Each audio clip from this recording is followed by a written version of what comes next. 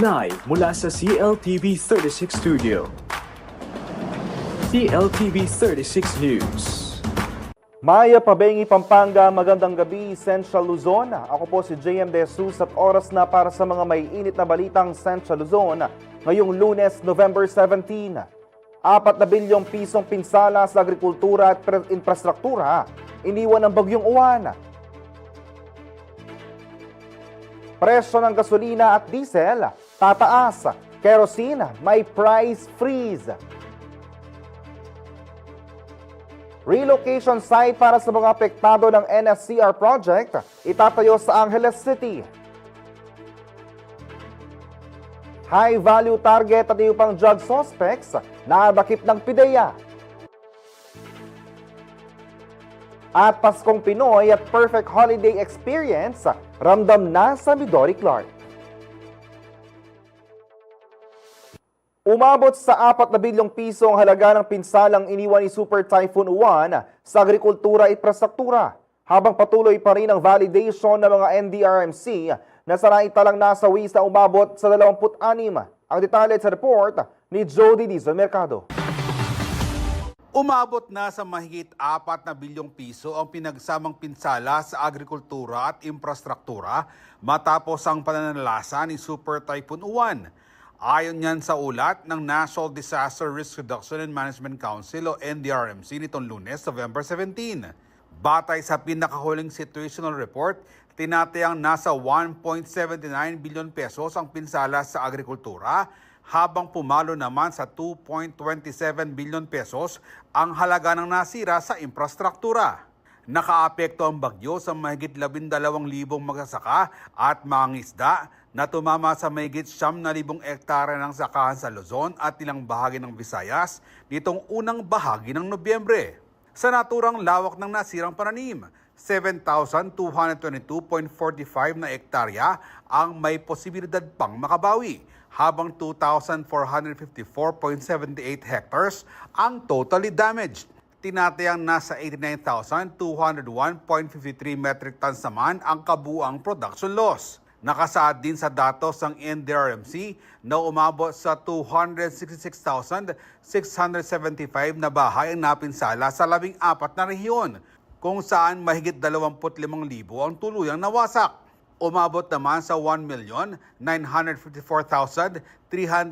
na pamilya o katumbas ng 6,897,301 na katao mula sa mahigit 14,000 barangay sa 16 na rehiyon ang naapektuhan ng bagyo. Nanatili pa rin sa higit 5,000 evacuation centers ang nasa 106,426 sa pamilya hanggang nitong Lunes ng umaga, habang mahigit 37,000 pamilya pa ang tumatanggap ng tulong sa labas ng evacuation site. Samantala, patuloy pang binavalidate ng ahensya ang 26 na naiulat na casualties, habang 47 naman naiulat na sagatan at 2 ang nawawala. Ako si Jody Dizon Mercado para sa CLTV 36 News. Samantala, nakatakdang magpatupad ng oil price hike sa gasolina at diesel ang mga kumpanya na langis sa Martes, November 18. Dagdag singil na piso o 1 peso and 20 centavos kada litro ang ipatutupad sa parehong produkto dahil sa patuloy na usapin sa supply. Sa inilabas na abiso ng Sea-Oil, epektibo ang pagsirit ng presyo simula 6 a.m. Ito na ang ikapitong sunod na linggo ng pagmahal ng gasolina at ika-4 naman para sa diesel. Samantala, wala namang paggalaw o pagbabago sa presyo ng kerosene alinsunod sa State of Calamity Proclamation No. 1077. Inilabas ang naturang proklamasyon ng Malacanang noong November 5 matapos na naging epekto ng Bagyong Tino. Layo nitong pahintulutan ang mga ahensya ng gobyerno na magbigay ng kinakailangang tulong at serbisyo sa mga apektadong individual at pamilya, magpatupad ng mga emergency rehabilitation project at maibalik agad sa normal ang economic at social activities. Sa ilalim ng state of calamity, umiiral ang price freeze sa presyo ng mga pangunahing bilihin sa loob ng 60 days, habang 15 days naman para sa kerosene. Nakatakdang itayo sa Angeles City sa susunod na taon ang kauna-unahang medium rise relocation project para sa mga pamilyang apektado ng North-South Commuter Railway. Narito ang report. Nakatakdang itayo ng Department of Transportation o DOTR, katawang National Housing Authority o NHA, ang unang medium-rise relocation project ng bansa sa Angeles City para sa mga residenteng apektado ng North-South Commuter Railway o NSCR. Ayon kay DOTR Acting Secretary Giovanni Lopez, ang proyekto ay alinsunod sa direktiba ng Pangulong Ferdinand Marcos Jr. na mabigyan ng maayos at disenteng paglilipatan ang mga pamilyang daraanan ng ginagawang railway system. Titiyakin raw ng ahensya na may sapat na mga pasilidad at utilities ang relokasyon gaya ng tubig at kuryente para sa kanilang komportabling pamumuhay. Nitong nakarang linggo, ininspeksyon ni DOTR Assistant Secretary for Right of Way and Site Acquisition IC Calagwas at Attorney John Bernardo, OIC ng NHA Pampanga, Bataan, Zambales District Office, ang pagtatayuan ng relokasyon sa Barangay Kutod na naturang lungsod. May sukat na 2.6 hectares para sa 8 4-story buildings ang proyekto, kung saan may 94 units ang kada gusali na kaya okupahin ng 621 families na naninirahan sa Philippine National Railways Right of Way bilang informal settlers. Popondohan ng kada complex ng 1.2 million pesos na kinabibilangan ng daycare center, rural health unit at elementary school upang suportahan ang pangangailangan ng mga komunidad. Ang proyekto ay bahagi ng mas malaking hakbangin ng pamahalaan na ilipat ang 2,640 families na apektado ng NSCR Northern Segment. Plano ring magtayo ng karagdagang relocation sites sa City of San Fernando, Pampanga at Kalumpit, Bulacan. Maalalang nagpahayag ng suporta si Pampanga 1st District Representative Carmelo Pogi Lazadin Jr. at Mayor Carmelo John Lazadin II sa inisyatiba na nagresulta sa mabilis sa social preparation para sa relokasyon at right-of-way project sa Angeles City. Sisimula ng konstruksyon sa Marso ng susunod na taon at matatapos sa April 2027. Ako si Jody Dizon Mercado para sa CLTV 36 News. Makisali sa diskusyon ng ating mga balita. I-post ang inyong mga komento at reaksyon sa inyong napanood na mga balita sa ating social media platforms. Sa Facebook at CLTV36 Official at CLTV36 News. Sa X, CLTV36. Sa Instagram, CLTV36 Official. At sa aming YouTube channel na CLTV36 Official. Manatili nakatutok para sa iba pang mga balita ngayong araw.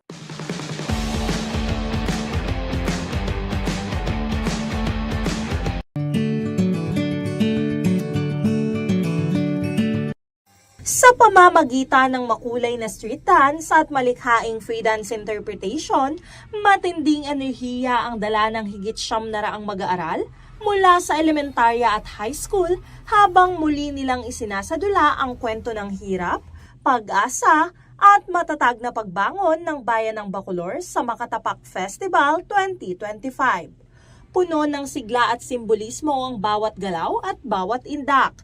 Parang muling nabubuhay ang kwento ng nakaraan sa harap ng libo-libong manonood. Ayon kay Mayor Eduardo D. Mandatu, ang taunang pagdiriwang ay hindi lamang entablado para sa talento at sining, kundi isa ring sagradong paalala ng pagkakakilanlan at matibay na loob ng Bacolor. Signifies the resiliency and faith ng taga-Bacolor na kahit anong mangyari sa buhay, kayang-kaya yan. Dagdag niya, ang festival ay nagsisilbing isang homecoming para sa bawat Bacoloreño, isang paanyaya upang kilalanin at balikan ang mga pinanggalingan, lalo na para sa kabataang unti-unting lumalaki sa iba't ibang dako ng bansa. Gusto nating iparamdam sa mga bata na kahit anong mangyari sa aming bayan, naghiwa-hiwalay kami, pero ngayon, huwag nila dapat kalimutan ang aming lahi. Yun ay pinararamdam natin sa kanila. Para makauwi sila dito, makita yung kanilang lugar na pinanggalingan ng kanilang mga magulang at maramdaman nila na talagang ang taga-Bacolor. Kailangan pa nila, kasi nga sinasabi natin, dangalang tamo o naktabakulod. Kailangan ikakarangal nila na sila yung taga-Bacolor at hindi nila makakalimutan ang lahing kanilang pinanggalingan. Samantala, para kay Vice Mayor Ron Dungca, bawat hakbang ng walang sapinang paa ay paalala ng mahaba at masakit na paglalakbay ng Bacolor. Mula sa pagdausdos ng lahar hanggang sa pagtatangkang iligtas ang kani-kanilang pamilya sa gitna ng panganib. Ang Makatapak Festival Etong yabong paganaka, naning kinatawang mong tapang, tetagan at pamisasanmitong, anyang panahon naning lahar, pangayakbong naning bulong pinatubo, lakad po, aring kabalintang pangalurenyos, aming lakad makatapak, kanta mong sanbay karirang sanli, kanyang kuduan naning lahar.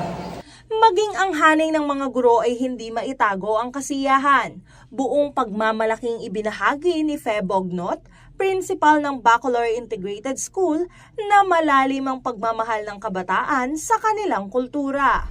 Itang nasa dareng anak na miyabek yung Makatapak Festival at ita pong kempuso dareng anak, willing la po talagang makiabe, bangkanta apakit da po ing lugod da King Bacolor, ang po pong siyempre yung Makatapak Festival, minsan niya mo po in a year maganap ini kayang Bacolor, kaya ini po yung pinakahihintay da po deng anak, bangkanta ay experience da po yung makiabe, kaya yung makanining contest para po padamada na metong naman pong anak Bacolod. At dahil bida ang kabataan sa pagdiriwang na ito, hindi rin mawawala ang sarili nilang pananabik dahil buong siglang ibinahagi ni na Aaron J. Pineda at Ray Bernal Capili ang kanilang pinakahihintay sa selebrasyon.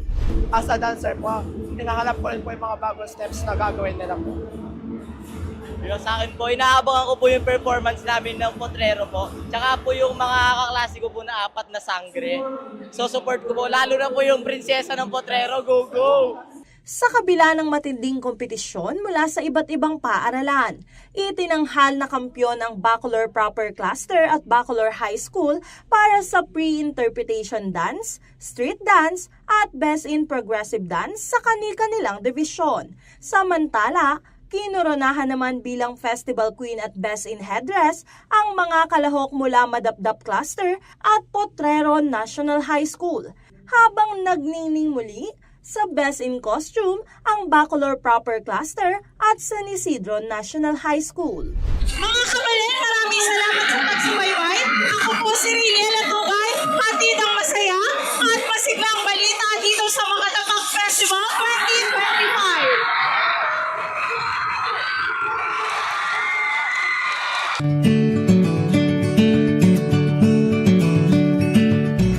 Bilang bahagi ng week-long celebration ng Lanaval de Bacolor, idinaos nitong Sabado, November 16 sa Municipal Compound ng Bacolor, Pampanga ang Tigtigan Terakan King Bacolod. Nagtipon-tipon ng mga Bacoloreño mula sa iba't ibang resettlement areas at barangay upang ipagdiwang ang kultura at patuloy na pag-unlad ng bayan. Ayon sa alkalde ng bayan na si Mayor Eduardo D. Mandato, ang Tigtigan Terakan King Bacolod ay hindi lamang selebrasyon ng kultura at musika, ito rin ay nagsisilbing paraan upang maipakita ang patuloy na pag-unlad ng bayan at ang suporta ng lokal na pamahalaan sa komunidad. Gagawin tayo po ni Panwabanwa bilang dagdag saya kaya kikatang selebrasyon ng Lanaval. Manibat po niya may mayor tamo, gawa tayo ini. Kaya ni compound tamo ngayon eh. So masaya po, akit doon tao, dakan lang. Kaya po yung organize kaya po ini kaya nga po, ang Consel Jun Dato, ang Justin, ang po kong Consel Cardax. Si Mami Tipon at Pamanuli, dahil kaya katang kamalen, at siyang kalbalugal. Bata akit na, yung development, yung saya, na yung Balen Bacolod, maliharan na yung Julian Pasibay. Ikinatuwa naman ni Vice Mayor Ron Ervin Dunca ang pakikisa ng mga Bacoloreño mula sa iba't ibang panig ng lalawigan. Siyempre, isa sa mga pinakamasayang event sa week-long celebration ng Lanaval Festival ang Tigtigan Terakan dahil dito sa Tigtigan Terakan, all ages ng mga Bacoloreño pwedeng pumunta at lalong-lalo na wala pong ticket, libre po. So anyone can go. Mga kapalit po natin na nasa iba't ibang lugar, nasa resettlement areas, umuwi po kapag Bacolor weekend. Lalong-lalo na ngayon, Friday night po, walang trabaho bukas. Halos nandito po ang mga kababayan natin na galing sa resettlement areas. Para kay Councilor Jude Edward Datu, na ipapakita sa mga ganitong programa ang patuloy na pag-asenso ng bayan ng Bacolor. Ipinapaabot din niya ang kanyang pasasalamat sa mga sumusuporta sa Lanaval Festival at sa iba pang proyekto ng bayan. Unang-una, gusto nating ipakita na ang Bacolor ay umuusbong, na ang Bacolor ay dating third class ay ngayon nasa first class, at ang Bacolor ngayon ay bumabawi at lumalakas at umaangat lalo ang ating bayan. No, maraming salamat po sa sumuporta sa Lanaval sa kapiesta ng Balen Bacolod. At kakadwa po, pasalamatan ko po rin yung ganaganang mumunta at susuporta kayong programa tamo. Sana po tuloy-tuloy tayong suporta ng Bacolod at tayo po kakalingwan ng lahing Bacolod. Hinihikayat naman ni Justin Edward Datu, Head of Community Affairs ng Bacolor, na bumalik na ang mga dating residente ng bayan na lumikas dahil sa lahat. Naging progresibo yung Bacolod. Agkatanda na ko rin na sana may balik tayo na ganing balenta mo. Uling may lahar tamo, yanikit tamo, progresibo na at ready tayo na magbalik ganing balen Bacolod. Naniniwala rin ang ilang kabataang Bacoloreños na ang mga ganitong okasyon ay higit pa sa kasiyahan dahil ito rin ay nagbibigay ng pagkakataon na sila ay magsama-sama at mabalikan ang kultura ng kanilang bayan. So yung mga ganitong event, very important sa aming mga kabataan kasi this is the time na parang magsama-sama kami, magsisilipin na rin isang banding, and of course, para rin mabalikan namin yung culture and heritage ng aming municipality. Importante din siya kasi para, for example, yung mga nag-aaral, parang ano na din sa kanila, parang unwind, mga ganun din yung mga workaholic na tulad ko, mga ganun, parang pang ano lang ba? Pang relax, ganun. Parang sa well-being na din nila. Tampok sa Tigtigan Terakan King Bacolod 2025 ang mga local Kapampangan artists na sina Budang, Aegis Placados at Pasmados Band, nakiserin at umawit ang bandang Midnight Collectives at ang TNT All-Star Restback 2025 champion na si Marco Rudio. Angel Francisco, CLTV 36 News.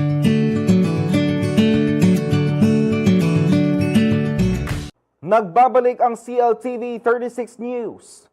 Siyam na drug suspects kabilang isang high-value target ang nalambat sa magkahiwalay na operasyon sa ilang lugar sa rehiyon ng Philippine Drug Enforcement Agency o PDEA. Panoorin natin ang report na ito.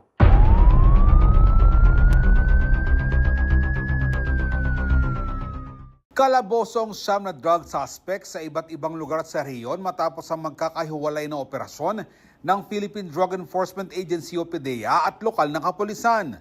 3 drug suspects ang nasa kote matapos ang isinagawang operasyon ng PDEA sa barangay San Joaquin, Balacat City nitong linggo, November 16. Sa pinagsamang puwersa ng PDEA Pampanga, Tarlac Office at ng lokal na kapulisan, nagsagawa ng bypass operation ng mga otoridad sa isang makeshift drug den pasado alas 12 ng tanghali. Nagresulta ito sa pagkakaaresto ng hinihinalang drug den operator na si alias Pepe, 37 taong gulang, at mga kasamahan nito na sina alias Mar, 49 na taong gulang, at alias Mimi, 52 taong gulang. Nasamsam sa mga itong aabot sa 8 gramo ng shabu na nagkakahalaga ng 54,000 pesos, drug paraphernalia at marked money na ginamit ng mga operatiba. Samantala, nabuwag ng PDEA Zambales Office at ng mga kapulisan ng isang hinihinalang drug den sa barangay Kalalaki, Olongapo City nitong Sabado, November 15. 5 ang naaresto sa isinagawang operasyon at nakumpiska sa mga ito ang 8 gramo ng shabu na may street value ng mahigit 50,000 piso. Sa San Jose del Monte City, Bulacan naman, isang high-value target na drug pusher ang nadakip ng PDEA Bulacan Office at Provincial Intelligence Team ng Bulacan East Regional Intelligence Unit 3 nitong Biyernes, November 14. Alas 5:39 ng hapon nang isagawa ang bypass operation sa barangay Fatima 1 kung saan nadakip si alias Nanding, 59 anyos at residente ng naturang lugar. Na-recover sa suspect ang 10 gramo ng shabu na nagkakahalaga ng 68,000 pesos, kalibre 38 baril, mga bala at ang marked money ng pusher buyer. Ang mga naaresto ay mahaharap sa mga kaso ng paglabag sa RA 9165 o Comprehensive Dangerous Drugs Act of 2002. Ako si Jody Dizon Mercado para sa CLTV 36 News.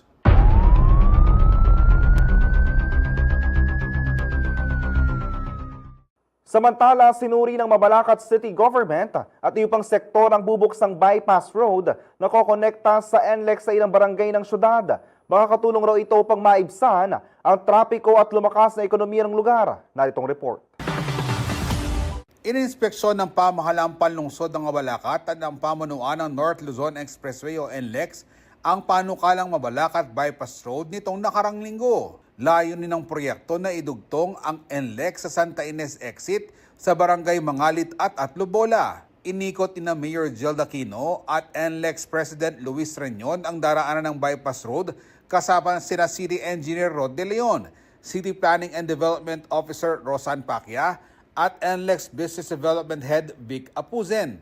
Sa oras sa mabuksan ng rutang ito, inaasahan umano magiging mas mabilis na ang access mula sa Atlobola patungong Santa Ines at diretso papasok sa NLEX na makatutulong upang maibsan ang mabilis sa daloy ng trapiko sa mga pangunahing kalsada ng syudad. Bago ang pagsusuri, nagpulong rin si Aquino at Toll Regulatory Board o TRB Executive Director Attorney Jose Arturo Tugade sa Clark Freeport Zone upang pag-aralan ang alignment ng proyekto, mga kinakailangang dokumento at ang magiging benepisyo nito sa komunidad. Maaalalang nagpahayag ng suporta ang iba't ibang sektor ng Mabalacat sa nasabing hangarin para mapalago pa ang ekonomiya at magbigay ng oportunidad sa mga lugar na nasa paligid ng panukalang lansangan.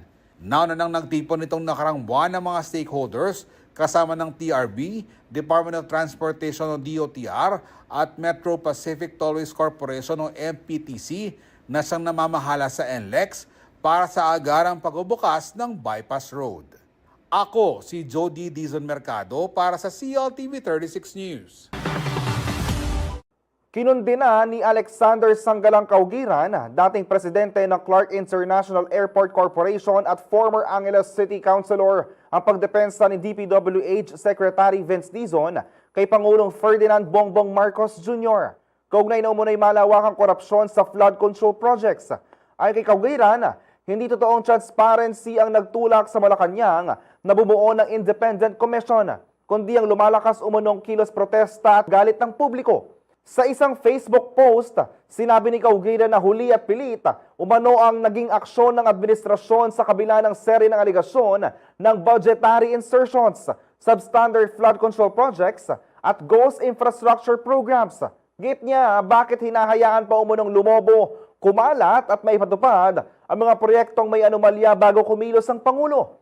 Tinuligsa rin niya ang hindi paggamit ni PBBM ng kapangyarihang mag-line veto, mag-review ng questionable items at ibasura ang problematic flood control allocations bago lagdaan ang budget.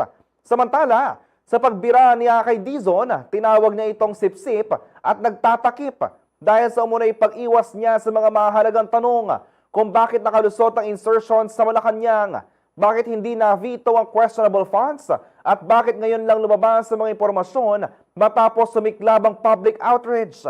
Dagdag pa ni Kaugiran, tila napilitan lang administrasyon na kumilos dahil sa sunod-sunod na protesta ng iba't ibang sektor, mula simbahan at business groups hanggang student organizations na nag-walk out sa ilang kolehiyo at universidad. Sa dulo ng kanyang pahayag, iginiit ni Kaugiran na hindi umano kusang loob ang naging hakbang ng Pangulo dahil malinaw na ginawa ito para sa sariling image at hindi sa interes ng taong bayan. Makisali sa diskusyon ng ating mga balita. I-post ang inyong mga komento at reaksyon sa inyong mga napanood na mga balita sa ating social media platforms. Sa Facebook, CLTV36 Official, CLTV36 News. Sa X, CLTV36. Sa Instagram, CLTV36 Official. At sa aming YouTube channel na CLTV36 Official. Manatili nakatutok para sa iba pang mga balita ngayong araw.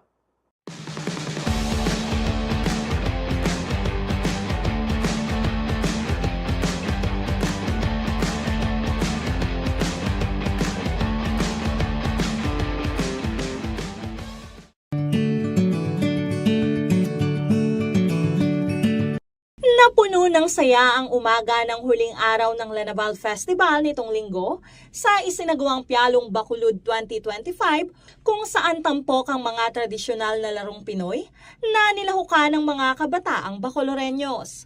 Makikita ang husay at sigla sa mukha ng mga bata sa larong agawan ng buko, palo sebo, pukpuk palayok, hilahang lubid, at iba pang laro na sumasalamin sa kulturang Pilipino. Siyempre, unang-una yung mga kabataan natin, malalaman nila yung mga naging una nating laro sa Pialong Bacolod. Of course, and ngayon po, makikita po natin active yung mga bata. So sabi nga nila, dapat yung mga bata mas sanay maglaro sa lupa para mas lumakas ang resistensya. At ngayon po nakikita natin, walang gadget na inahawak, walang cellphones na inahawak, maagang nagising at parte rin to ng pag-ehersisyo sa mga kabataan. At ang importante, malaman nila ang kulturang laro natin noong panahon na yun. Kaugnay nito, Binigyang diin ni Mayor Eduardo D. Mandato ang kahalagahan ng muling pagbuhay sa mga larong nakagisnan at kinalakihan ng mga nakatatanda, gayon din ang pagpapakilala nito sa mga kabataang mas sanay ngayon sa digital na libangan. Ito kasi ito yung tradisyon na namin. Umpisa nung nag-mayor ako, ginawa ko ito, paglanabal, pialong bakulod. Pinapakita natin yung dating laro natin noong unang panahon, yung laro ng mga bata, para malaman ng mga bata ngayon kung ano ang ginagawa natin unang panahon hanggang ngayon. Yung larong pambaryo talaga at pambayan. Yung kasi iba bata, hindi na alam yan. Tulad ng mga ginagawa nila, nakita mo yan. At yan po ang ginagawa natin talaga para maramdaman ng mga bata kung ano ang ginagawa ng taong taga-Bacolor noon. Iginiit din ng alkalde ang kahalagahan ng pag-alala sa mga larong humubog sa kabataan ng Bacolor noon. Para sa LGU, ang aktibidad na ito ay pagpapatibay ng tradisyong dapat manatili sa puso ng mga bagong henerasyon. Yung sinasabi ko nga sa speech ko, huwag nilang kalimutan ang ating pinanggalingan. At silangan panawala ko, ang hindi marunong lumingon sa pinanggalingan, hindi makararating sa paroroonan. Kaya po, ako'y tuwang-tuwa. Pag nakikita ko ng mga bata, ginagawa nila yung ginagawa natin noon, yung mga laro natin noon, laro din lang ngayon, masaya po yan. At sigurado ko, hindi lang makakalimutan ang kanilang pinanggalingan. Samantala, ayon sa SK Chairperson ng Barangay Kabambangan na si Claire Algabre, layunin din ng Pialong Bacolod na hikayati ng mga kabataan na mas maging aktibo at makisalamuha sa mga kaedad nila, lalo na sa panahon ngayon na mas laganap na ang social media at paglalaro online. Iba kasi yung nagagawa ng gadgets sa mga kabataan. So itong Pialong Bacolod na to, binuo namin ngayon para sa mga engagement ng mga kabataan since kumbaga, yung mga ibang kabataan kasi lagi na lang nasa bahay, puro gadgets, iba kasi yung impact sa kanila nun. So itong Pialong Bacolod na to, talagang mag-i-enjoy talaga sila. Hindi lang isa kundi 30 games yung papalaro namin ngayon. Ang Pialong Bacolod ang huling aktibidad sa last day ng week-long celebration ng Lanabal de Bacolor 2025 bago tumuloy ang mga deboto sa tradisyonal na prosesyong tinatawag ding Lubenas. Rainiela Tugay, CLTV 36 News.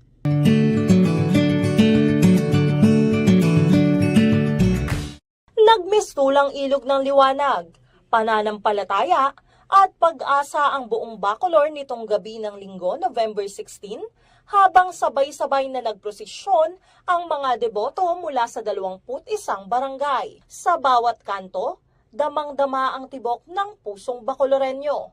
Matatag, mapagpasalamat at nagkakaisa. Mula sa makasaysayang San Guillermo Church, maingat na hinila at inihatid ng mga deboto ang kani-kanilang limbun o karo ng mga imahin ng santo. Bawat isa'y simbolo ng tradisyon at kwento ng buhay ng kanilang pamilya. Habang umiikot ang ruta patungong public market, mas marami pang residente ang lumabas ng kanilang mga tahanan upang makiindak sa agos ng pananampalataya. Para kay Mayor D. Mandato, hindi lamang ito simpleng prosesyon. Ito'y patunay ng matibay na pananalig ng bayan. Ito ang aming matibay na paniniwala, the strong, yung aming resiliency, yung aming the faith na talagang naniniwala kami na through the intercession of Mama Mary, lahat kami ay natutulungan ng ating Panginoon. Maging si Vice Mayor Ron Dungca ay naniniwalang mahalagang bahagi ito ng pagpapalakas ng kultura at turismo ng Bacolor. Nakikita ng mga tao, lalo na yung mga bisita natin, yung mga Bacoloreños, meron palang ganitong kultura na mga events and activities during the Lanaval festivals. So malaking tulong po para sa aming turismo. Hindi lamang taga Bacolor ang naaakit sa tradisyon. Si Noel de la Cruz, isang kamarero mula sa Balanga City, Bataan, taon-taon nang bumabalik bilang bahagi ng kanyang panata. Kaya po ako lagi nandito sa Bacolor, Pampanga is that yung special devotion sa mahal na Birhen. Lumalabas po kami just to show to the Lord na kung gaano namin kamahal ang Panginoon. Maging ang kabataan ay nahihikayat sa taimtim na tradisyon. Isa na rito si 12-year-old Knight Gabriel Pascua ng Barangay Concepcion na buong pusong naglilingkod sa simbahan. 3 years ko na po siyang ginagawa din. Ginagawa ko po siya dahil po para na rin po mapalapit sa Diyos.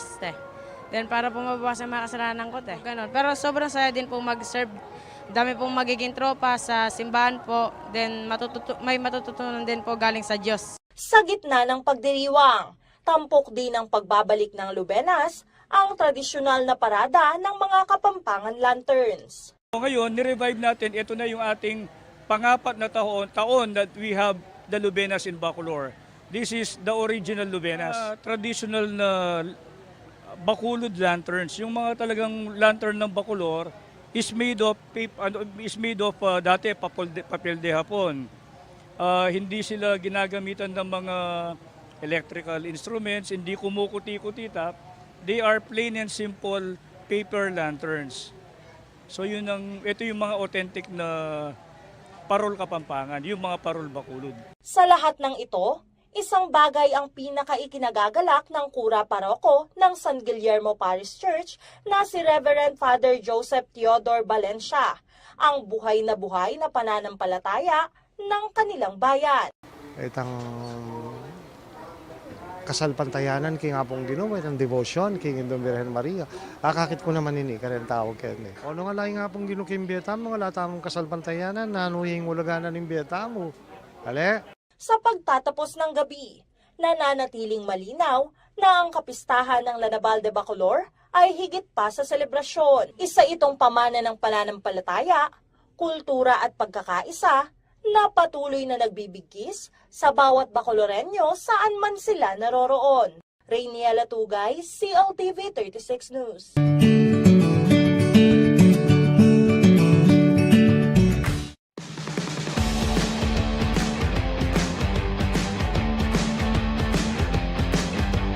Nagbabalik ang CLTV 36 News. Mariing nagpahayag ng pagtutol sa lumalalang katiwalian sa Pilipinas sa mga kabataan at local artist sa Pampanga sa isinagawang konsyerto ng bayan laban sa katiwalian sa Angeles City nitong Linggo, November 16. Ang naturang concert ay inorganisahan ng Concerned Citizens of Pampanga at United Pampanga Artists Against Corruption upang gamitin ang sining bilang paraan ng panawagan at pagmulat sa publiko. Tinatayang nasa 40 music artists at bandang dumalo kabilang ang grupong Tsudakad na miyembro ng musikerong Kapampangan na itinatag noong 2009. Habang nagtanghal din ang bandang Taupo na binubuo ng independent musicians at cultural workers. Tampok din ang makabuluhang pag-awit ng grupong Musikang Bayan o People's Music, isang acoustic band na nabuo noong 2002. Ipinakita naman ng drum and dance community na Tambol Bayan ang kanilang talento sa pagtugtog ng percussion instruments. Lainin ng aktibidad na ipakita na ang boses ng mamamayan ay nananatiling buhay at handang manindigan laban sa katiwalian. Samantala, malino na solusyon laban sa korupsyon. Ganito muna nakikita ni Senator Bam Aquino ang Citizen Access and Disclosure of Expenditures for National Accountability o CADENA Act. Lain niya na panukala na gawing mandato ang buong paglalahad ng lahat ng transaksyon ng gobyerno sa isang ligtas na digital platform. Ang detalye sa report na ito.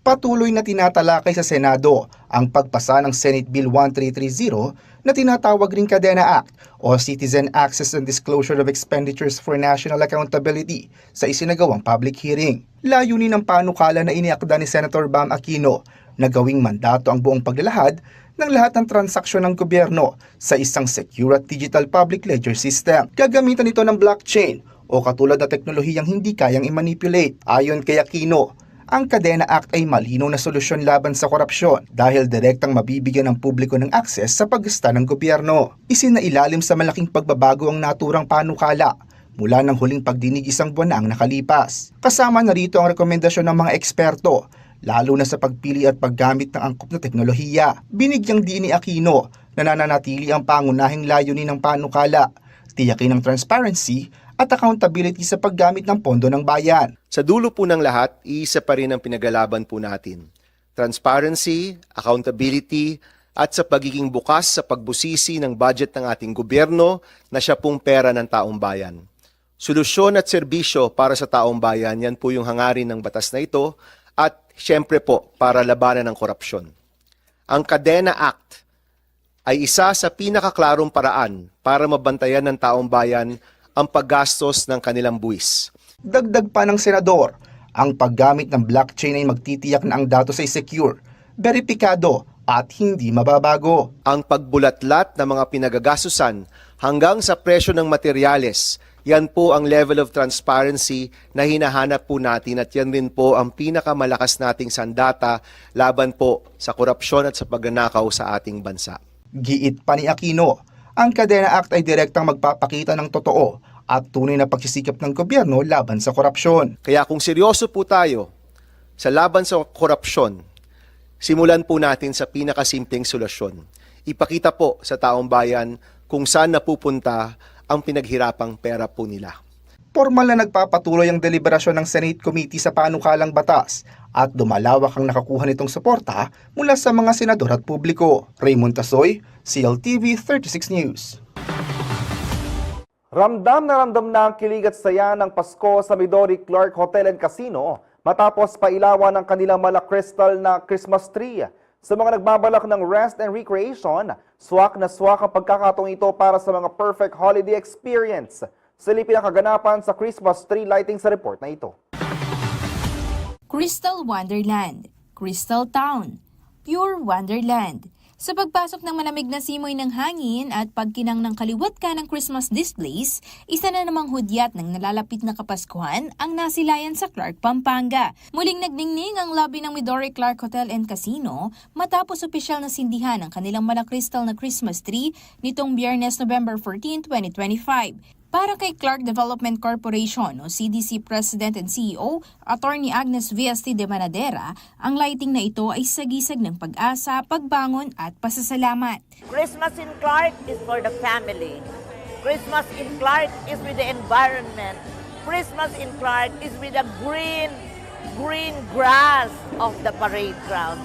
That's Christmas in Clark. Dagdag pa ni de Manadera, lubos na pinaghahandaan ng Clark ang holiday season. We have to make sure that our grass are trimmed. The grass is trimmed everywhere. We have to make sure that we have all the symbols of Christmas.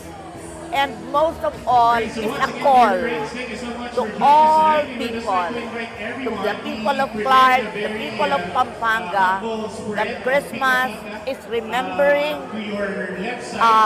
and be grateful for all the things that we have received for the entire year, years before, and the coming years. At sa gitna ng pagdiriwang, ibinahagi rin niya ang kahalagahan ng pangangalaga sa kalikasan, lalo't kamakailan ay muli na namang nagdaan ang mga kalamidad sa bansa. We were just through some typhoons, but we should be very thankful that we were not actually affected because no less than the mountains spared us and protected all of us. And I think we have to always remember that we must be able and always take care of the environment. It is a proof that when we take care of our environment, then the environment takes care of us. Tampok din sa programa ang iba't ibang magical at entertaining performances.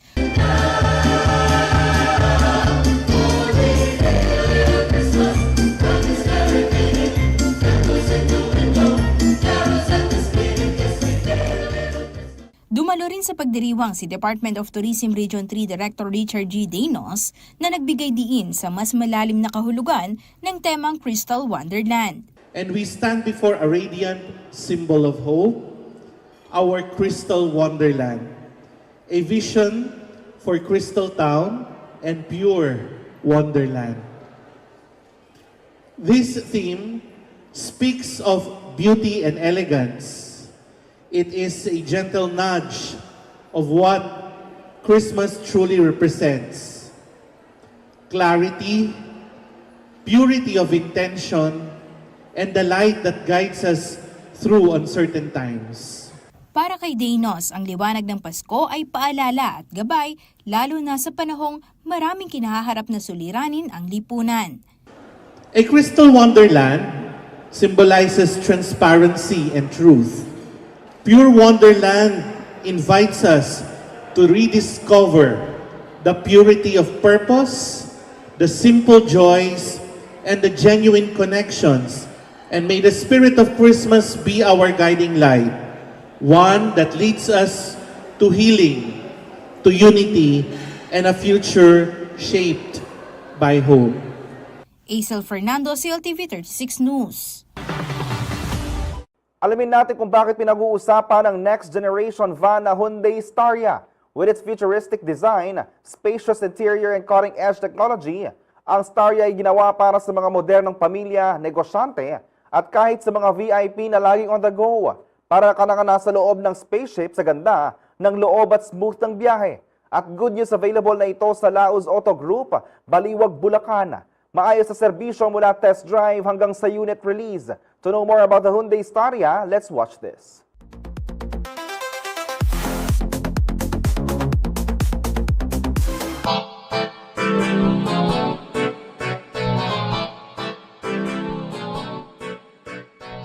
Hello, I'm Robert Daril, Sales Executive of Hyundai Baliwag. Sa ngayon po, discuss natin ang ating bagong unit which is the Staria 2.2 Premium 8-speed automatic all-wheel drive. So kung mapapansin po natin sa harap, medyo futuristic din po yung kanyang approach. Then mapapansin po natin, meron pong ilaw dito which is the daytime running light. Ito po ang ating signature logo. Then, kanya pong avoidance camera. Yung grill po niya is panoramic design. Then dito rin po sa ating grill sa baba, panoramic design din po siya. Atin po mga sensors, ito rin po. So sa kanya pong ilaw, naka-LED na rin po siya. And wala po siyang fog lamp. Para po sa ating makina, naka 2.2 turbocharged engine na din po tayo. And automatic po na transmission. Then sa all-wheel drive po, mas maganda po yung all-wheel drive kasi po 100% na lahat ng gulong natin is gumagana. Para po sa ating front suspension, naka McPherson strap na rin po siya. And naka 18-inch na alloy wheels po siya. Then, dahil nga po naka 18-inch alloy wheels po siya, ang ating pong ground clearance is 186. Sa ating pong side mirror, mapapansin po natin, nandito na po yung ating signal light. Meron na rin po tayo na camera para po sa ating 360, tsaka po sa iba niyang features para po dun sa kanyang collision avoidance, sa blind spot assist. Then, ating pong smart entry. Sa kanya naman pong passenger side, tayo po ay naka-powered door lock handle na rin po.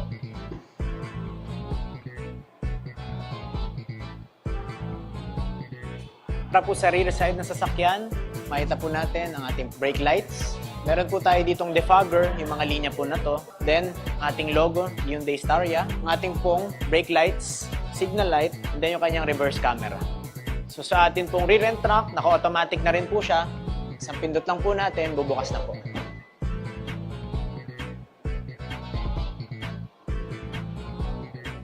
Ang atin pong Hyundai Staria ay may 9-seater.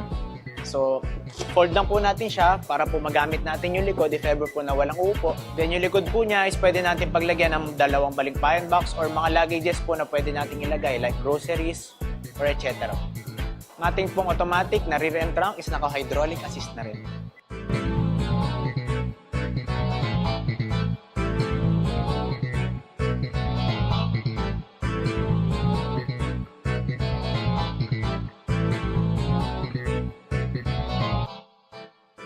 Para po sa ating driver side, mapapansin po natin, tayo po ay naka-leather na, durable plastic. Then dito po sa ating infotainment, nandito po yung ating control sa windows. Then, ang ating pong unlock and unlock, then control po ng ating side mirrors.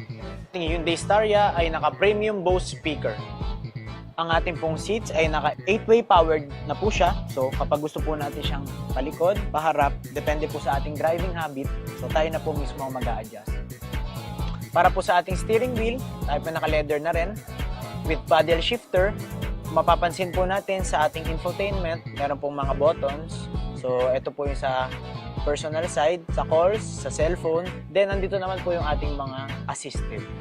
Ang ating pong steering wheel ay naka-tilt and telescopic na rin po. So, depende na lang po sa kung paano siya gustong imaneho, pataas or pababa. Then, para po sa ating engine, tayo po ay naka-push start button. So, pipindutin lang po natin siya.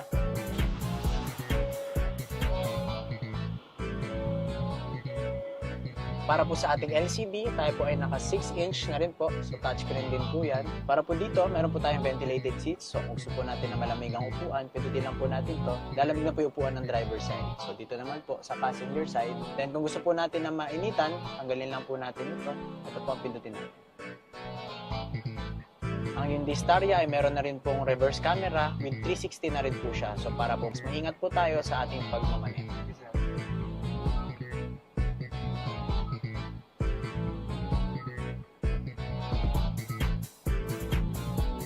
So tayo po ay naka-shift by wire, button type na rin po siya. So hindi na po siya yung traditional shifter na ito po is pipindutin na lang po kung gusto natin mag-neutral. Gusto natin na tayo ay nasa park. Ang ating pong USB port adapter na pwede rin po tayo mag-charge. Meron po siyang 12 volts. Then ang ating pong wireless charger. So if ever po na gusto natin na di na bumaba ng sasakyan upang buksan ng ating pintuan sa gilid or sa likod, pipindutin na lang po natin to, long press, bubukas na po yung pintuan.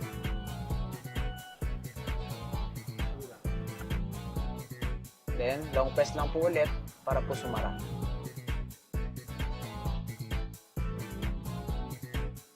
Para po sa side ng driver and passenger, pwede po tayong maglagay dito ng cup. So, meron po tayong cup holder. And dito naman po, if ever na meron tayong gustong ilagay na gamit dito, kasya rin naman po siya. Ang Hyundai Staria 2.2 Premium 9-seater ay nagkakahalaga na 2,830,000. Meron po tayong promo down payment na 280,000. So sa 5 years po niya is 58,604 lang po ang ating gagastusin. Para po sa ating in-house, ang mga inclusions po niya pag binili ang ating sasakyan, meron po tayong free chattel mortgage, 3 years LTO registration, meron din po tayo na free tint, floor mats, spare key, tsaka po yung ating Laos Cares with 24/7 roadside assistance and free towing na rin po. 32,500 worth of benefits. For more information, I am Robert Daryl Durupa. Please contact me at my number 0905-886-0922. Ang number ko po is Viber ready, WhatsApp ready, and pakifollow na rin po ang aming official Facebook page which is Hyundai Baliwag. Pakifollow na rin po ang aking official Facebook page, Hyundai Baliwag by Robert Daryl Durupa. If ever po na madaan kayo dito sa aming showroom, kami po ay located sa DRT Pagala Highway, Baliwag, Bulacan. Ako pong bahala sa inyo, tutulungan po namin kayo para po mahanap ninyo yung unit na fit para sa inyo. Here at Hyundai, innovate every day.